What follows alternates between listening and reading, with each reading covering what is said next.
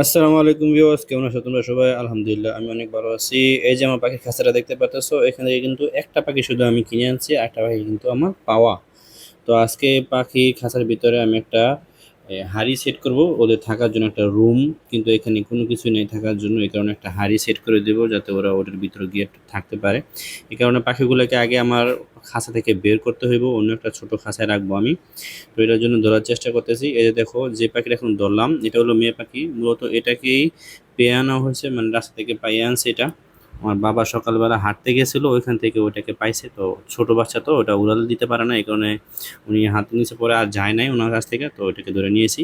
আর যে এই পাখিটা দেখো আমাকে যে কামড়াইতেছে, এটা হলো পুরুষ পাখি। এটাকে আমরা দোকান থেকে কিনে নিয়ে এসেছি এবং ওই দোকান থেকে আমরা এই খাঁচাটাও কিনছিলাম। এই দেখো এখানে কাইটা একদম কাইটে ফেলছে কামড় দিয়ে। তো ওই খাঁচার সাথে আমরা এই এই খাঁচাটাও কিনি প্লাস্টিকের। এই দেখো ওটা জরিটা কেমন হয়েছে ওই দুজনের। একটা হচ্ছে টিয়া কালারের রং মেয়ে পাখিটার, আর ছেলে পাখিটার হচ্ছে তোমার ওই ওয়াটার কালার আর সাথে ব্ল্যাক। তো ওদের জরিটা কেমন হয়েছে, পেয়ারটা কেমন হয়েছে জানাবে। তো প্রথমে আমি এটার পানির যেই ইটা ছিল, কৌটাটা, ওইটা আমি বের করে নিতেছি। কারণ এগুলো আমি সবগুলোই আবার পরিষ্কার করে তারপরে হাঁড়িটা সেট করে তারপরে লাগাবো।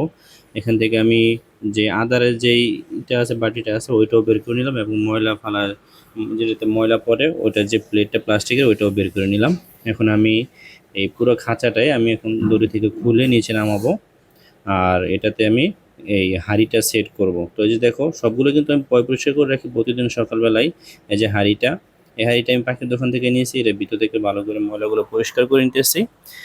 আর এটাকে আমি এই বলে গুনা দিয়ে, এটা সাইডে কানা আছে, গুনা দিয়ে তারপরে উপরে দড়ি দিয়ে, মানে দুই দিক দিয়ে বেঁধে দিব যাতে এটা নড়াচড়া না করে, যাতে পাখি ভালো করে এটার ভিতরে গিয়ে বাসা বাঁধতে পারে, থাকতে পারে, ডিম পাড়তে পারে, যেহেতু বাচ্চা ফোটাবে পরে। এই কারণে তো আমি এটার ভিতরে আগে গুনাটা ঢুকাই নিলাম। আর এখন এই যে আমি দড়িটা, এটা হাঁড়িটার গলায় বেঁধে দিতেছি। এটা আমি দড়ি দিয়ে বাঁধবো উপরে, আর নিচে দিয়ে তোমার এটা করব, গুনা দিয়ে বাঁধবো।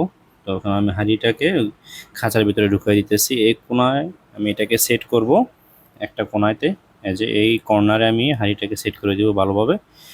হাঁড়িটাকে সেট করার উদ্দেশ্য হলো একটা, কারণ পাখি তো আর সারাদিন তো বাইরে এভাবে থাকতে পারবে না, ওদের তো একটা ঘরের দরকার। এ কারণে হাঁড়িটা সেট করে। তো যারা পাখি সম্পর্কে জানে তারা এগুলো বুঝতে পারবো। আর আমিও নিজেও ততটা জানি না, আমি প্রথমবারই পাখি করতেছি, পালতেছি। আর পালার কোনো ছিল না, কিন্তু পাখি যেহেতু একটা পাইয়া নিয়ে আসছে আমার আব্বু, তো ওই কারণে ভাবলাম যে এটার সাথে একটা পেয়ার মিলায়া তারপরে দুইটাকে একসাথে রাখি, পাখিগুলো বারান্দায় থাকলে অনেক ভালো লাগবে।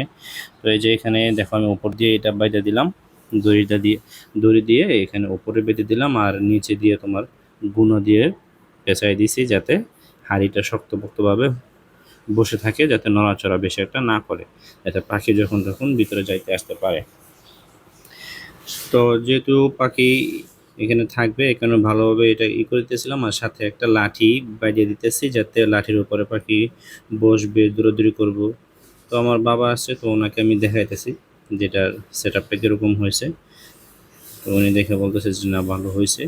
তো কাঠি এখানে দিয়ে দিলাম, আর এটাকে বাঁধা শেষ, এখানে ঝুলাই দিব। তো হাঁড়িটা যেহেতু ওখানে এক কোণারে বেঁধে দেওয়া হয়েছে, তার জন্য কিন্তু একদিকে মানে কাত হয়ে থাকে। এই কারণে ভাবতেছিলাম যে ওই দিক, পিছন দিক দিয়ে একটা দড়ি বেঁধে দিব, তাইলে দেখা যাচ্ছে জিনিসটা সমান থাকবে। এই কারণে আমি একটু দড়ি আনতে গেলাম। তো এখানে আমার বাবা পুরোটা দেখতেছিল। তো যে একটা দড়ি নিয়ে আসলাম, মাপ করে দড়িটা কেটে তারপর পিছন দিক দিয়ে বেঁধে এটাকে একটা টান দিয়ে উপরের দড়ির সাথে আমি বেঁধে দিব, যাতে মানে একদিকে কাত হয়ে না থাকে। কাত হয়ে থাকলে তো আবার সমস্যা, একদিকে লোড পড়বে বেশি। দেখা গেছে সমান সমান থাকলে পাখিদের জন্য ভালো। তো এখন আমি পাখির সবগুলো পরিষ্কার করতেছিলাম, যেটাতে ময়লা পড়ে ওই জিনিসটা আমি পরিষ্কার করে দিতেছি, সব কিছু ধুয়ে দেয়া। তো এটা পরিষ্কার করা শেষ, এখানে সেট আপ করে দিলাম, লাগিয়ে দিলাম। আর এখন পাখির পানির যে কোটোটা ওইটার ভিতরে রেখে দিলাম, এবং আদারের কোটোটাও আমি ভিতরে রেখে দিয়েছি, এবং লাঠিটাকে আমি ভালো করে আবার একটু নড়াচড়া করে অ্যাডজাস্ট করে দিলাম। যে সব কিছু হয়ে গেছে, তো আব্বু বলতেছিল যে এটাকে একটু ভালো করে করে দিতে এবং বাইরে দিতে ভালো করে, যাতে পাখি এটার উপর যখন বসবো তখন তো আবার দেখা গেছে এটার উপর বসে ওরা করবো, টয়লেট মলেট করবো, তো খাবারের উপর পড়বো। এই কারণে এটাকে আমি একটু ঘুরাই ফেরাই দিতেছিলাম, যাতে পাখি বসলেও যাতে এটার উপর ময়লাটা না পড়ে খাবার উপরে। এখন সেট আপ করা শেষ। এখন পাখিটাকে দুটোটা পাখিকে এভাবে ছেড়ে দিব, মুখটা খুলে মুখের সাথে মিলাই দিব যাতে ঢুকে যায়, বড় খাঁচার ভিতরে চলে যায়। এই দেখো কি সুন্দরভাবে চলে গেছে একটা পাখি, এই যে আরেকটা গেল। এখানে খাঁচার মুখটা বন্ধ করে দেব। এই যে আমার টোটাল কাজ শেষ। এখন তোমাদেরকে আমি দেখাইতেছি কিরকম হলো পুরো সেট আপটা, তোমরা জানাবে। একটু দূরে দূরে রাখতেছি জানলা থেকে, যাতে পিঁপড়া বা অন্য কিছু এখানে এটার ভিতরে আসতে না পারে, পোকামাকড়, তাহলে তো সমস্যা হতে পারে। এই কারণে আর এটা আমরা রাখছি বারান্দায়, পাখির খাঁচাটা বারান্দায় রেখে দিছি। এই যে দেখো কিরকম হয়েছে ওদের খাঁচার ভিতরে সেট আপটা, এবং আমি যেই মটকাটা এখানে রাখছি কিরকম হয়েছে তো জানাবে অবশ্যই। এবং পাখির যে পেয়ারটা করেছি ওই পুরুষ পাখির সাথে, ওটা কিরকম হয়েছে জানাবে। তো ভালো থাকবে সবাই, আল্লাহ হাফেজ, টাটা, বাই বাই।